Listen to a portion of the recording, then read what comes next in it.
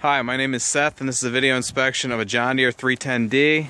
Here we have the serial number plate. There's the hour meter with 5,492 hours. There's the front left tire. It is a little bit flat, as you can see. The tread's in pretty good condition. It's a 12-16.5. There's the rear left tire. Tread's probably 60% life left. It's in good condition. Here's the size, 19.5 L-24. Here's the right rear tire. Tread's probably about 50% life left on this tire. Here's the size, 19.5 L-24.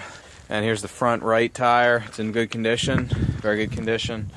It's 12-16.5. The loader arms and bucket. Pins are pretty tight here, as you can see. Bucket. So the sheet metal. The engine on this machine needs to be gone over and rebuilt. The machine is in non-running condition.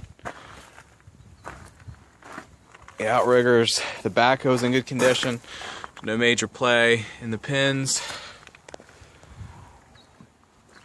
There's the bucket.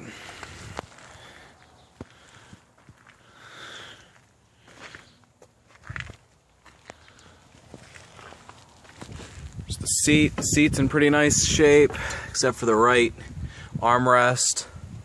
It's kind of torn apart up here. There's the console.